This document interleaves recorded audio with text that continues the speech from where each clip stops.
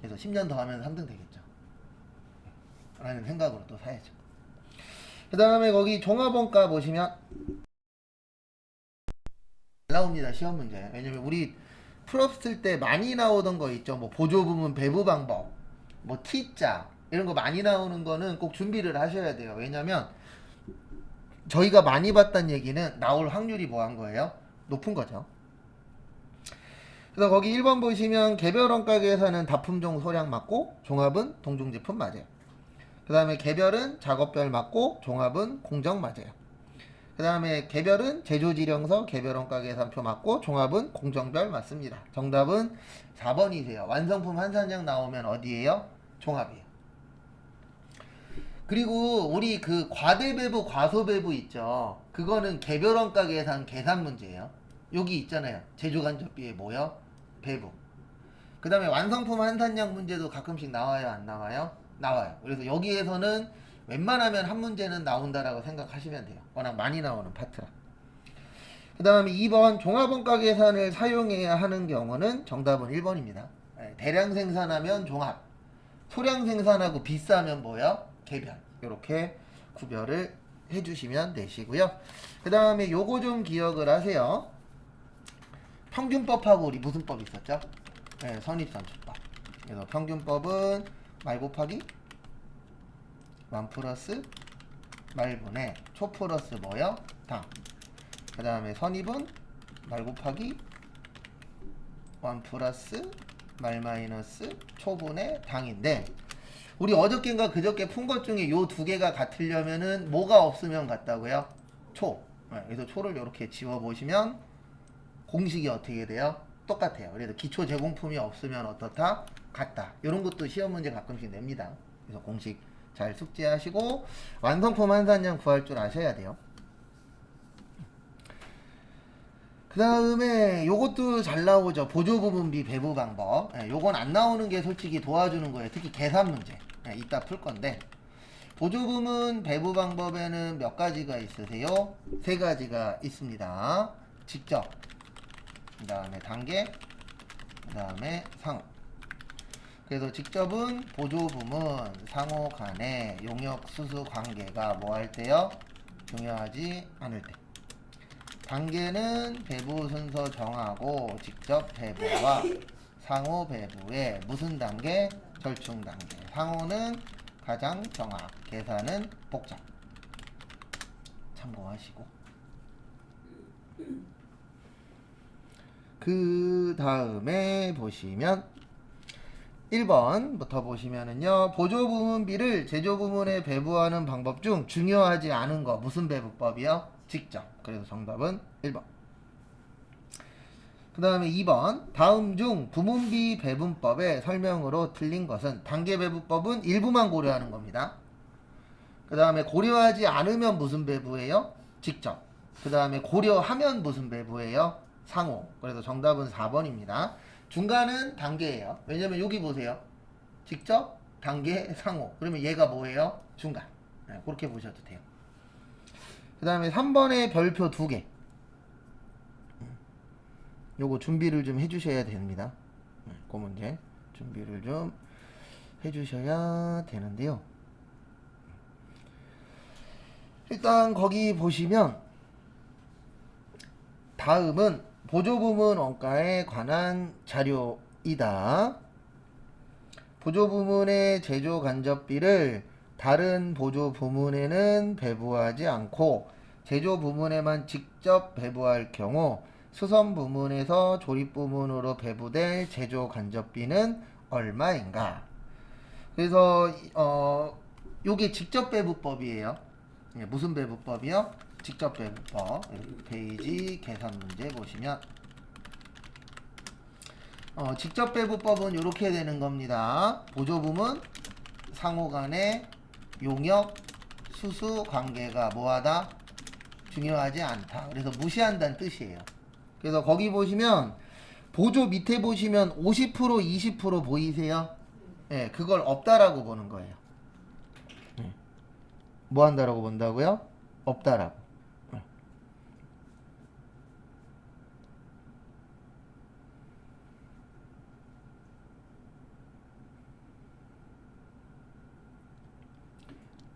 그 다음에 그래서 보시면 이제 보조 부문을 나눠주는 겁니다. 그래서 첫 번째로 수선 부문 있어요.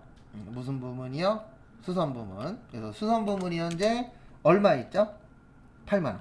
그래서 8만원을 나눌 건데 원래는 20대, 40대, 40이에요. 맞죠? 근데 20은 있다, 없다? 없다. 라고 보는 게 무슨 법이에요? 직접배분법. 그래서 80분의 40. 그러면 4만원 나와요. 요게 조립. 그 다음에 그 뒤에도 8만원을 나눌 건데, 예, 여기도 80분의 몇이요? 40. 그래서 얼마요? 4만원. 요게 절단. 그 다음에 요번에 관리 부문 있죠. 관리 부문 한번 계산해 보세요. 2분 드릴 테니까 수선 부문 참고해서 관리 부문 한번 해보세요. 현재 관리 얼마 있죠? 10만원 있어요. 네, 얼마 있어요? 10만원. 그리고 원래는 50%, 20%, 30%인데 50%는 있다 없다? 없다. 그러면 20에 30 더하면 얼마예요? 50분의 20. 그래서 4만원이 조립. 그 다음에 10만원 곱하기 여기는 50분의 몇이요? 30. 그럼 얼마예요? 6만원. 요게 절단. 요렇게 구하는 게 직접 배분법. 그 다음에 요번엔 단계 배분법 구해볼 거예요. 무슨 배분법이요? 단계 배분법. 조립 먼저 배분할 겁니다. 뭐 먼저 배분할 거라고요? 조립 먼저. 아니 조립이 아니고 죄송합니다. 수선 먼저 배분할게요. 조립이 아니라 수선 먼저 배분. 그래서 거기 보시면 수선이 현재 8만원 있어요. 얼마 있어요? 8만원. 거기 보시면 20%, 40%, 40%를 처음에는 다 배부해 주는 거예요. 뭐 하는 거라고요? 처음에는 다 배부를 해주는 겁니다. 그래서 이렇게 되는 거예요. 어떻게 되냐면 100분의 20. 그러면 16,000원. 요게 관리. 그 다음에 8만, 지금 이거 수선 배부하는 거예요. 그 다음에 8만원 곱하기 조립은 100분의 몇이죠? 40. 그래서 32,000원 조립. 그 다음에 8만원 곱하기 여기도 100분의 몇이요? 40. 그래서 32,000원. 요게 절단. 그래서 처음에 배부할 때는 다 배부해 주는 거예요. 뭐 해주는 거라고요? 다 배부를 해주는 겁니다. 그 다음에 다음 거 보시면은요. 이제 수선했으니까 뭐 해야 되죠? 관리. 여기가 키포인트예요. 뭐가 키포인트냐면 관리가 원래 10만원 있죠. 맞죠? 좀 전에 얼마 받았죠? 16,000원. 이것까지 나눠줘야 돼요. 더해서. 그 다음에 두 번째 나눠줄 때는 그 직접 배분법하고 똑같아요. 50은 없는 거고 50분의 몇이요? 20. 이렇게 되는 거예요. 그러면은 계산기로 116,000원 나누기 50 곱하기 20 하면 46,400원. 요게 조립. 그 다음에 10만원 더하기 16,000원 곱하기 여기는 50분의 몇이요? 30.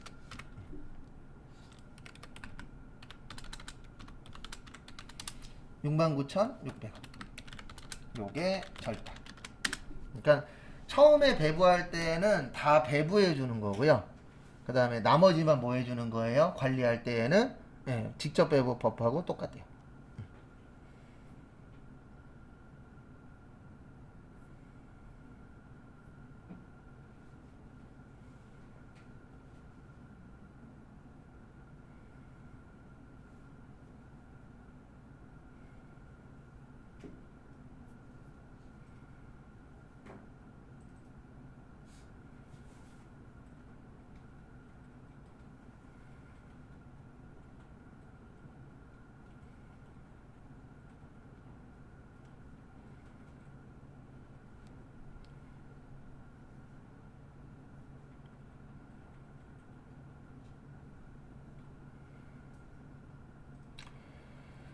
그 다음에 다음 것도 보시면은요.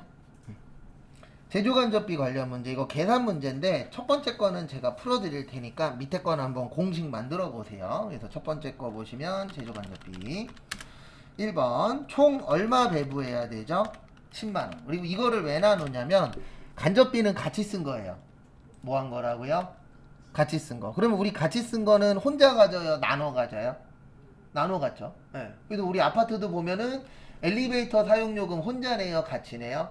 같이 내죠. 왜요? 같이 썼으니까. 그래서 간접비 그러면은 같이 쓴 돈이다. 이렇게 보시면 되세요. 그래서 거기 보시면 항상 분수는 밑에는 총이에요. 그러니까 총 1000시간이고 101은 몇 시간이래요? 500시간. 그래서 총분에 해당되는 거예요. 그러니까 우리가 1년은 12달이죠. 그래서 만약에 4개월 썼어. 그러면 12분의 4 하는 것처럼 여기는 총 1000시간이에요. 근데 그 중에 101은 몇 시간 썼대요? 500시간. 그래서 답은 5만원. 그러니까 이거는 답이 중요한 게 아니고 공식을 만들 줄 아셔야 돼요. 그래서 요거 참고해서 거기 밑에 있는 2번 한번 해보세요. 자, 일단 시간 좀 더 드릴게요. 두 번째 거, 총 얼마 나눠줘야 되죠? 70만원. 왜냐면 간접비가 같이 쓴 거라 그랬잖아요. 그래서 70만원을 나눌 건데 곱하기 총 얼마예요? 네, 50만원이에요. 얼마요? 50만원. 그래서 50만원 분의 값 구하라 그랬으니까 얼마죠? 네, 30만원이죠. 그래서 50만원 분의 30만원 하시면 42만원 나와요. 요게 무슨 제품이요? 값제품. 그 다음에 만약에 을제품 구해라 그랬으면 50만원 분의 얼마죠? 네, 20만원. 그래서 그렇게 공식을 좀 만들 줄 아시면 도움이 되실 겁니다.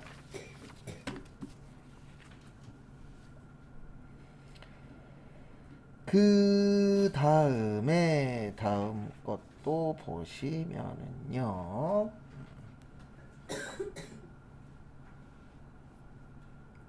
그 다음 거 보시면 노무비 관련 문제.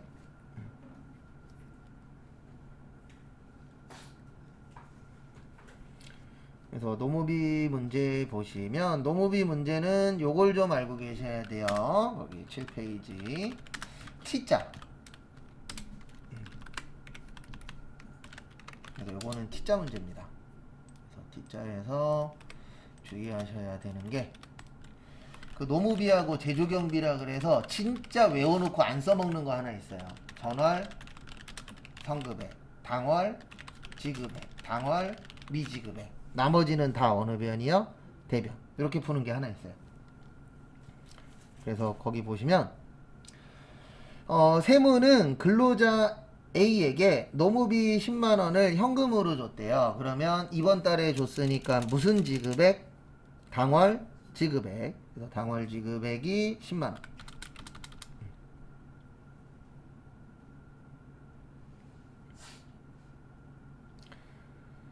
그 다음에 근로자 B에게는 안 줬어요. 그래서 당월 미지급액. 그 다음에 근로자 A에게 준 것 중에서 성금 노무비 있다 그러는데 요건 당월 성급액이에요. 네, 왜냐면 전달에 줬다라는 말 없잖아요. 그래 이번 달에 준 것 중에서 먼저 줬다. 그래서 뭐라 그래요? 그걸 당월 성급액. 없으면 대변이에요. 어느 변이라고요? 대변. 그래서 얼마요? 5만원. 차변과 대변 어때야 된다? 같아야 된다. 그러니까 이 문제 나오면 일단 T자를 기억하셔야 되고 그 다음에 두 번째로 하셔야 되는 게 이거예요. 뭐냐면은 이게 전월 성급액인지 당월 지급액인지 이걸 구별하셔야 돼요. 근데 시험 문제 쉽게 나오면은 아예 지문에 이 문구를 줘요. 이건 당월 지급액이다. 근데 지금처럼 이렇게 나오면 해석을 할 줄 아셔야 됩니다. 그래서 참고하세요.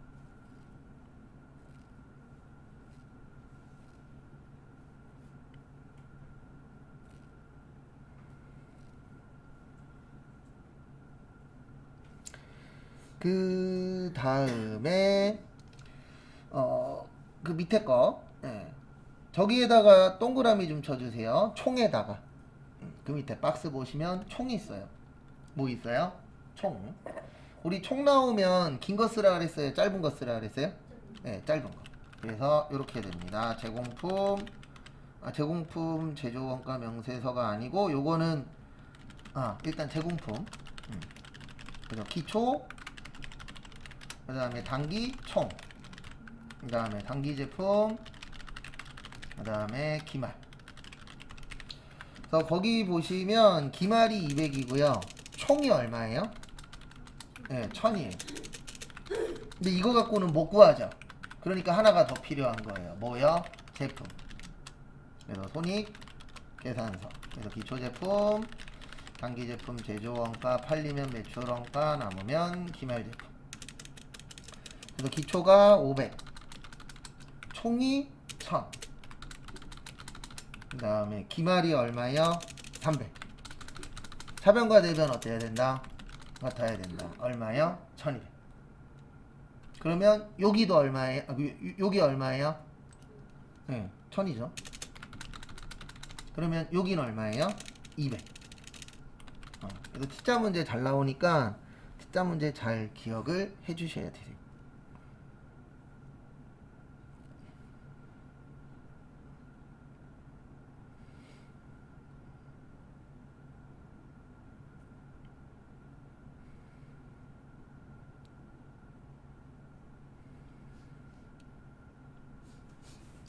그 다음에 요것도 잘 냅니다. 시험 때 여기에는 빠져 있는데 기초원가 또는 무슨 원가? 기본원가. 직접 재료비. 그 다음 뭐요? 직접 노무비. 그 다음에 가공원가 또는 전환원가. 노무비하고 뭐요? 제조간접비. 참고하시고.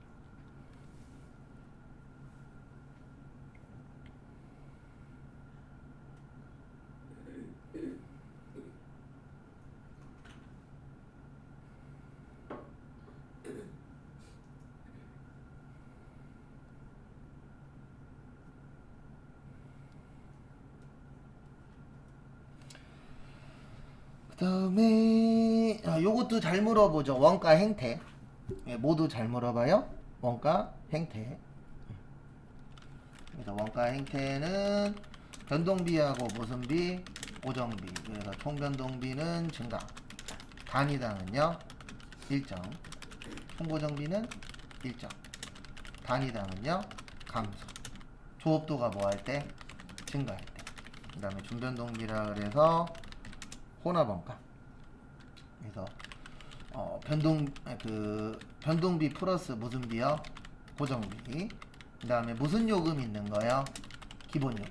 그 다음에 중고정비는 일정 부과. 참고하시고.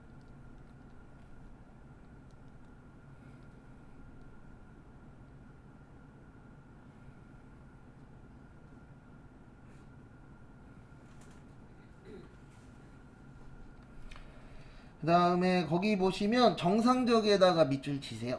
밑에 거. 그리고 그 옆에다가 정상적, 비정상적 적어보세요. 우리 외운 거 있었죠? 아까도 잠깐 썼었는데 정상적, 비정상적 한번 적어보세요.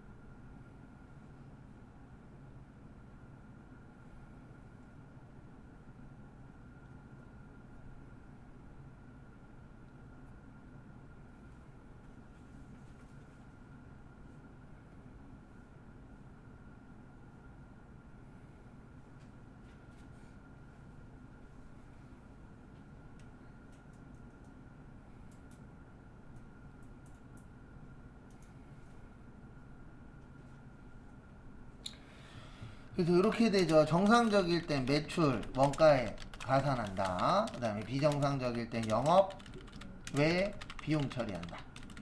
지금은 뭐죠? 정상이죠. 그러면 뭐예요? 매출 원가에 가산.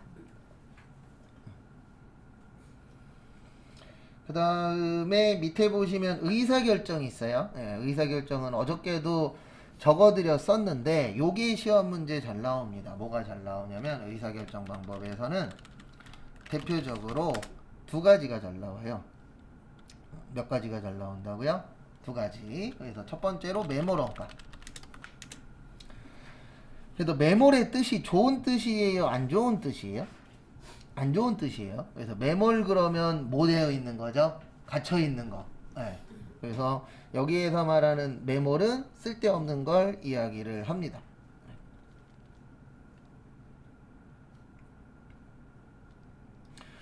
그래서 메몰 원가는 이미 발생한 원가. 그래서 옛날 거를 메몰 원가라고 하고 이미 옛날에 써먹었기 때문에 관련 없다 그래요. 그래서 비관련 원가.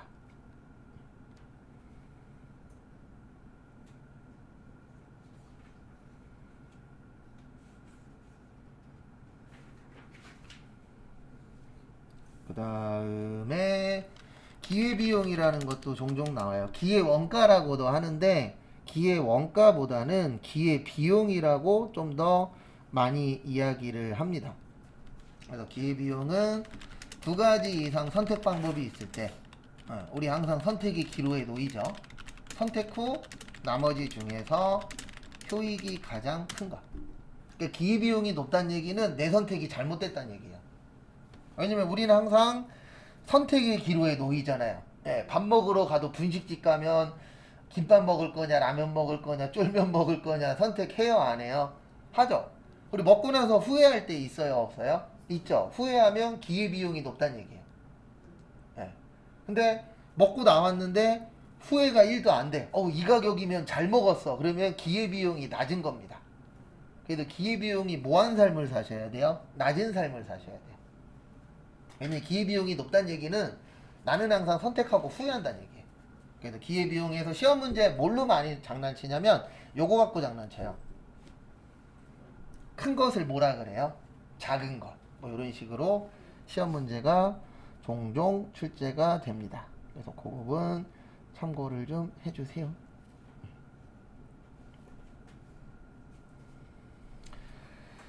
그 다음에 또 다음 거 보시면은요. 그 다음 거 또 보시면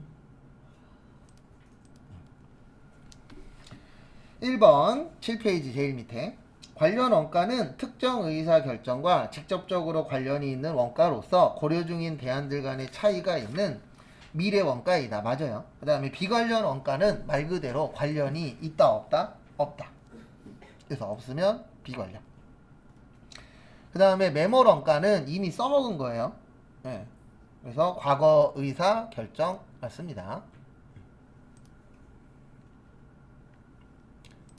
그 다음에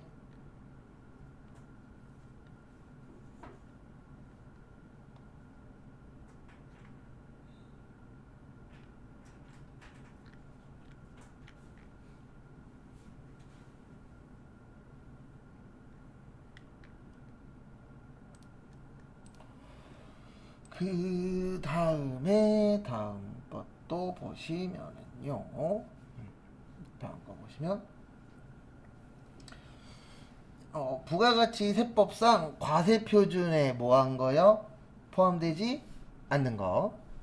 그래서 보시면은 일단 부가가치세 오랜만에 한번 그냥 전체적으로 훑어볼게요. 그래서 우리 특징이 있습니다. 뭐 있어요? 특징. 그래서 간접세 맞고 직접세 아니고, 그 다음에 일반 소비세 맞고 개별 소비세 아니고, 전단계 세액 공제법 맞고 전단계 거래공제법 아니고, 소비지국 뭐요? 과세원칙 맞고, 왜 이래? 생산지국 과세원칙 아니고, 그 다음에 저기 과세거래 세 가지 있어요. 재화의 공급, 용역의 공급, 재화의 뭐요? 수입. 그 다음에 재화의 공급이 아닌 것, 몰락, 반복, 공매 및 경매, 사업의 무슨 양도 포괄연도. 그 다음에 간주 공급에 4가지 있었어요. 몇 가지 있었어요? 4가지. 그래서 자가 공급, 개인적 공급, 사업상 증여, 폐업 시 무슨 죄와 전존죄와.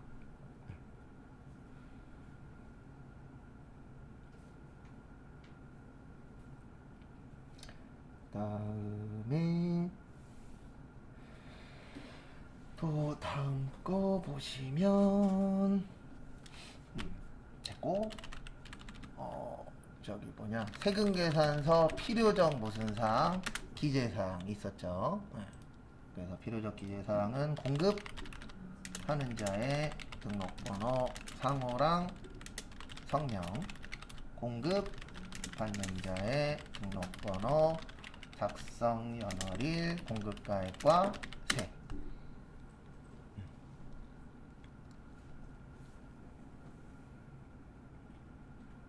참고하시고요. 그 다음에 다음 것도 보시면 과세 표준에 포함하지 않는 것, 매출 환입 및 애누리, 매출 할인, 지급 지연으로 인한 연체이자, 국고 보조금과 공공보조금 도달되기 전에 파손, 훼손 또는 멸실된 경우 용기회수 보증금, 종업원 보여, 봉사료 참고하시고,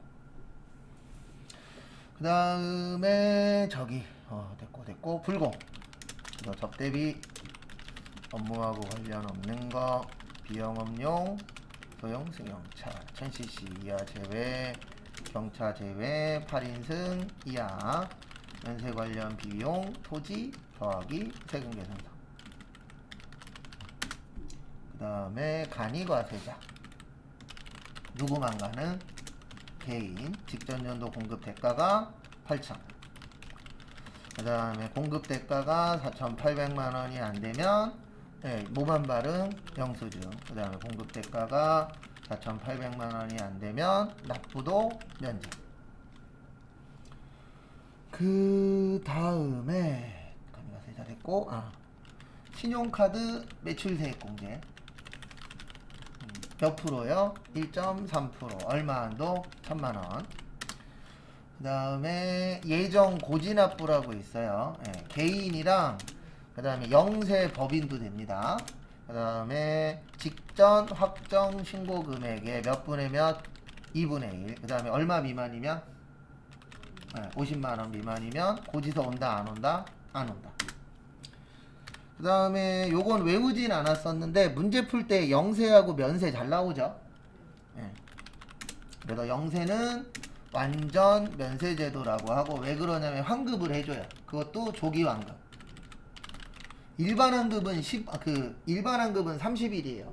며칠이요? 30일. 근데 조기 환급은 15일. 시험 문제 가끔씩 환급 날짜 갖고 장난칠 때도 있어요. 왜냐면 솔직히 시험 문제 내기 제일 좋은 게 날짜예요.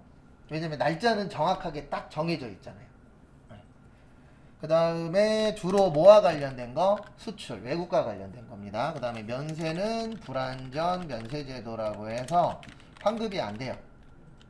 환급이 안 되고, 이제 기초생활 필수품. 주로 누구 관련돼서? 저소득층, 그다음에 역진성, 완화, 계산서. 이렇게 봐주시면 됩니다. 그래서 1번 과세표준에 포함하지 않는 거, 요건 이제 종류 잘 외우고 계시면 돼요. 1번하고 2번은 둘 다 그거 관련된 문제죠. 그래서 매출 애누리하고 환입은 과세표준에 포함되면 안 됩니다. 그 다음에 부가가치세 과세표준에 포함되는 거는 2번이에요. 그런 거 잘 숙지를 하고 계시고요. 그 다음에 그 다음에 거기 20일이라고 거기 밑에 쪽에 있을 거예요. 며칠이라고 있어요? 20일. 그래서 그거 관련돼서도 좀 설명을 드리면, 우리가 사업을 하려면 이게 있어야 돼요. 사업자 뭐요? 등록증. 그래서 요거는 사업 개시일로부터 며칠이네? 20일이네. 사업 개시일 전이라 그 다음에 며칠 이내에 발행해 줘야 된다.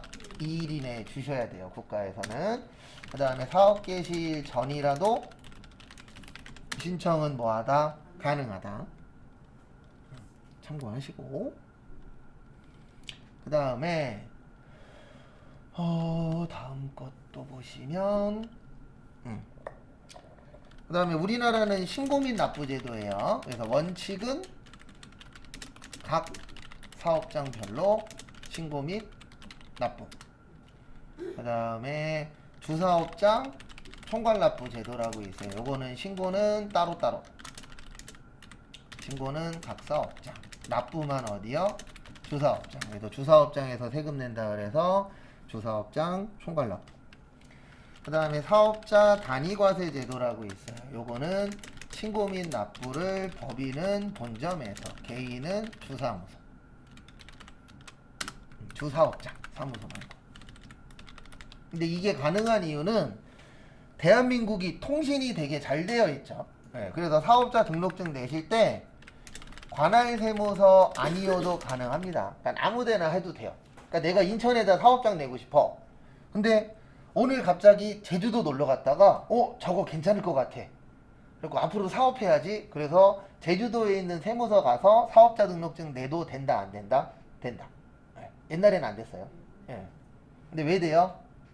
인터넷이 잘 되어 있고 이 사람 주민등록번호 공무원이 딱 치면 이 사람 문제 있는 사람인지 문제 없는 사람인지 바로 떠요. 네. 그래서 바지사장이라는 게 왜 있냐면 문제 있는 분들은 자기 주민등록번호로 사업장을 못 만들어요. 네. 왜냐면 국가에서 안 내줍니다. 왜냐면 이 사람은 문제 있는 사람이니까.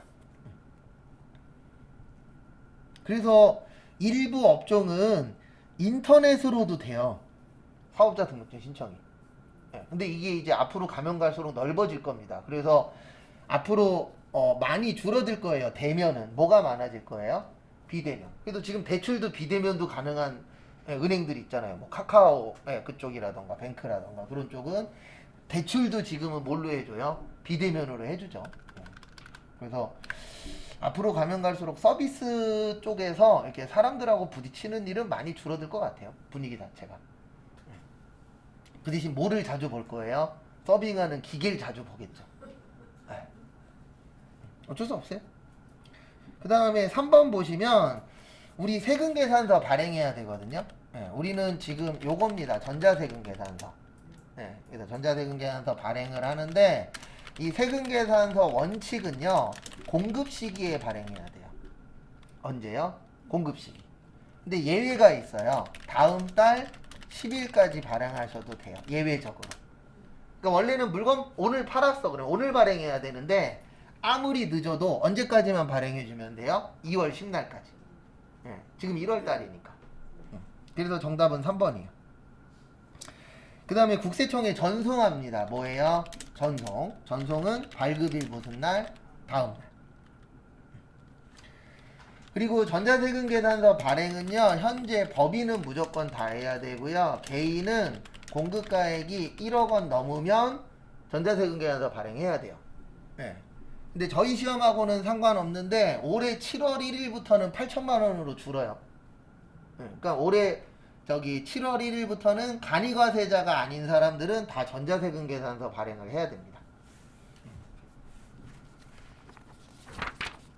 그 다음에 나눠드린 거 9페이지.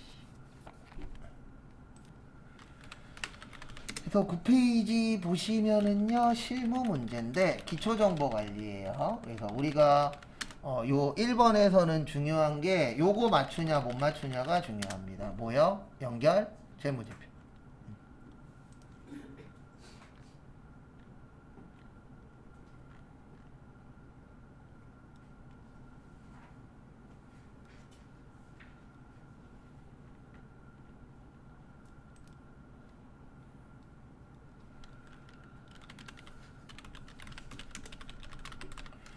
그래서 요거 잘 기억하시고 연결재무제표.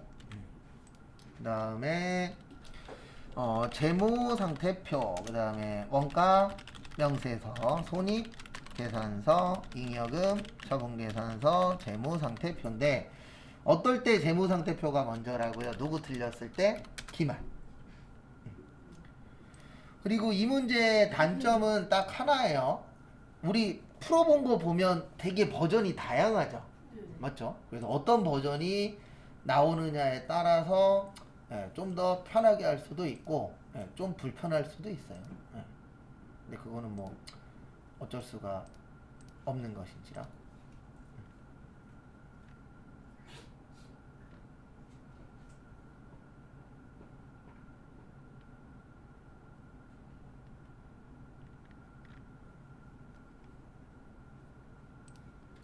그다음에 다음 것도 보시면은요. 그다음에 뭐 나머지는 크게 중요한 건 없고, 그다음에 요거 잠깐 봐보세요. 이거 잘 나오지 않는데 간혹가다 회사 등록 나올 때 있어요. 우리 회사가 틀렸다. 그럼 여기 회사 등록이 있어요, 없어요? 있죠. 네, 요거 눌러서 여기 오른쪽을 고치시면 되는데 제일 많이 실수하는 게 뭐냐면 이거 잘 놓쳐요. 관할 세무서. 네, 이거는 뭐 보고 하는 거냐면 거기 사업자 등록증 있죠, 9페이지에. 제일 밑에 무슨 세무서라고 써 있어요? 그러면 여기 양천이 들어가 있어야 돼요. 네, 바꾸는 건 쉬워요. 그냥 요거 눌러서 양천 치면 되니까. 네, 그래서 나머지는 잘 보시고 잘 고치시는데 꼭 밑에 거 빼먹어요. 그래서 무슨 세무서도 맞는지. 그다음에 나머지는 맞나 틀리나만 확인하시고 틀린 거 뭐 하면 돼요? 고치면 되고, 틀린 거는 꼭 여기에다 체크를 해 놓으세요. 요거 고쳤다. 왜 그러냐면 시험 끝나면 그날 8시나 9시에 한국 세무사에 그 원서 접수하는 데 가시면 가다반이 떠요. 그럼 거기에 뭐뭐뭐뭐 고치시오라고 써 있는데 체크 안 해놓으면 내가 뭐 고쳤는지 알아요, 몰라요? 모르죠. 네, 그래서 체크해 놓으시면 좀 더 편하긴 하실 겁니다. 네, 뭐 특별한 건 없어요. 그리고 이제 요거 많이 내죠. 시험 문제 제일 많이 나오는 건 여기 거래처 등록하고 계정 과목하고 거래처별 무슨 2월? 초기 2월. 이 중에 2개 나오는 거예요. 그러니까 회사 등록, 거래처 등록, 계정 과목, 거래처별 중에서 2개가 웬만하면 나오고, 그 다음에 연결재무제표 하나. 그 다음에 이제 최악의 문제는 뭐냐면 여기 환경 등록 들어가서 이거 고친 적 있죠. 여기 제품 매출하고 뭐요? 원재료. 이게 나올 수도 있어요. 그리고 이게 시험 문제 나오면 뭐 고치라고 나오냐면 매출 매입 고치라고 나올 거예요. 여기 써 있잖아요. 매출하고 뭐요? 매입. 네, 요게 나오면 솔직히 좋은 시험은 아닌 겁니다. 네. 왜냐면 그 이유는 딴 거 없어요. 뭐 때문에? 그 이유는 하나입니다. 잘 안 나오니까. 기억이 잘 나요, 안 나요? 안 나요. 그래서 좋은 시험 문제는 아니에요. 참고하시고. 그 다음에 거래처 넣으실 때 뭐 특별히 조심하실 건 없고요. 나머지는 오타 조심하셔야 되고, 여기 거래처별 초기 2월에서는 뭐 기억해 주세요? 꼭 F2.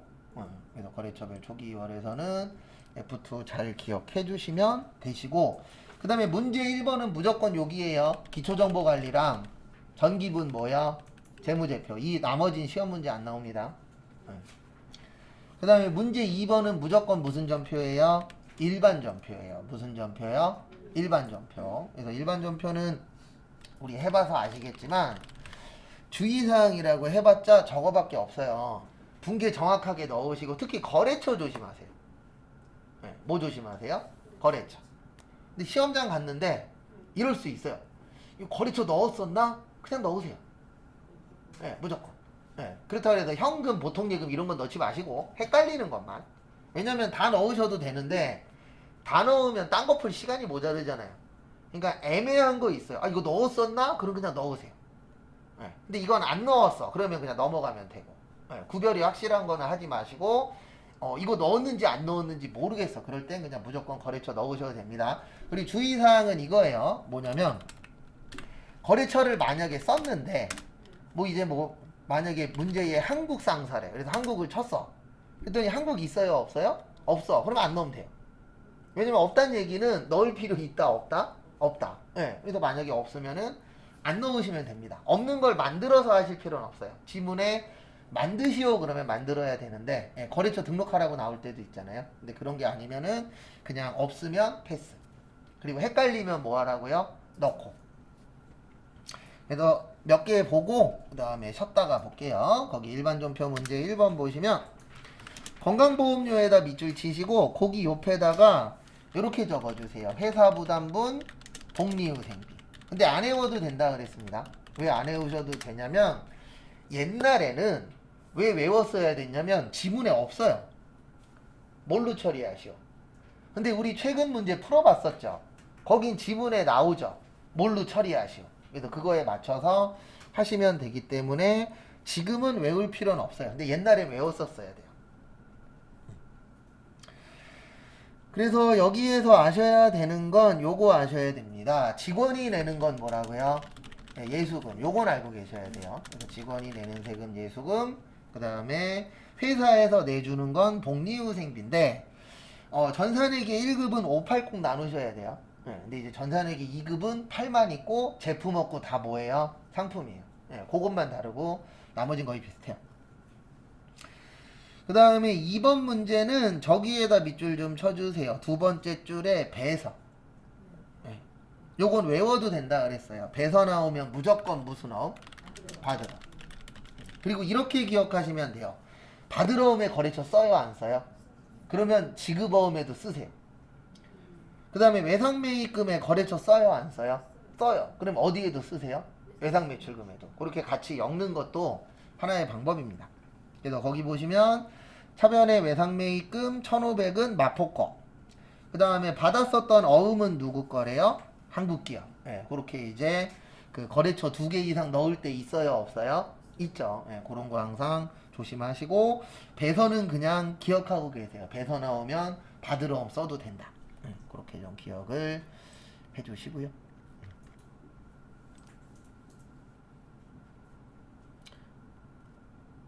그 다음에 3번. 3번은 저기에다 밑줄 좀 쳐주세요. 대체전표. 이건 대체전표를 얘기하려고 넣어놓은 건 아니에요. 그냥 차변 대변으로 넣으면 그게 대체전표예요. 어느 변하고 어느 변이요? 차변하고 대변으로 넣으면 그게 바로 대체전표입니다. 근데 이거를 왜 넣어놨냐면은요. 이것 때문에 넣어놨어요. 뭐 때문에 넣어놨냐면 3번을 넣어놓은 이유는 그 가로에 나온 게 읽다 보면 무슨 말인지 알면 상관이 없거든요. 근데 읽다 보면 이거 무슨 얘기야? 라고 할 때 있어요 없어요? 그러면 그냥 하던 대로 하세요. 이게 힌트예요. 대체전표로 작성할 것이 뭐냐면 차변대변으로 넣으란 뜻이에요. 예, 그럼 하던 대로 하면 됩니다. 근데 읽었는데 괜히 헷갈려. 그러면 그냥 무시하고 하던 대로 하세요. 그럼 맞아요. 그래서 우리나라는 3점표 쓴다 그랬어요. 몇 점표요?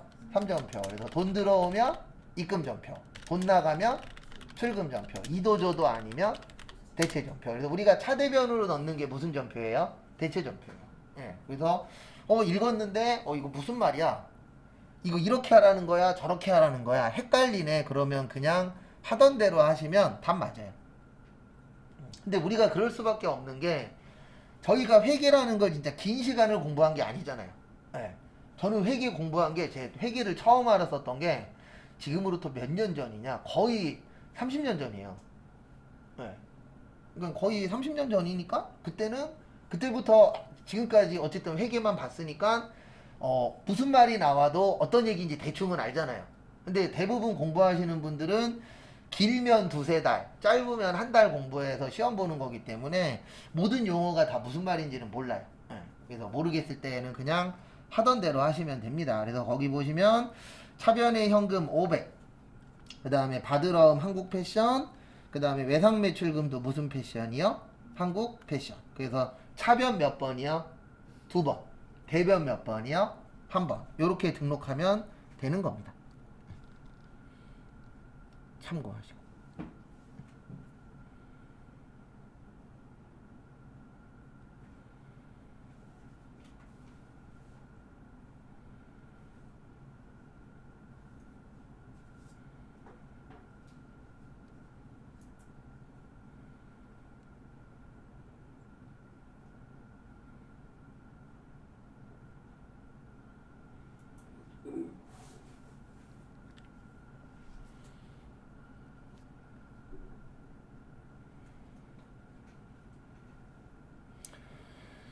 그 다음에 다음 거 보시면은요.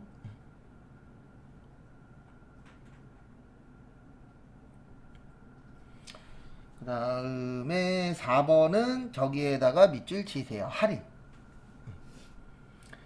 그리고 분개하다 보면은 시험 문제 잘 안 내거나 아니면 기억이 안 나는 거는 여기에다 치세요. 지금 거기에 할인이라고 되어 있죠. 여기에다 뭐라고 쳐봐요? 할인.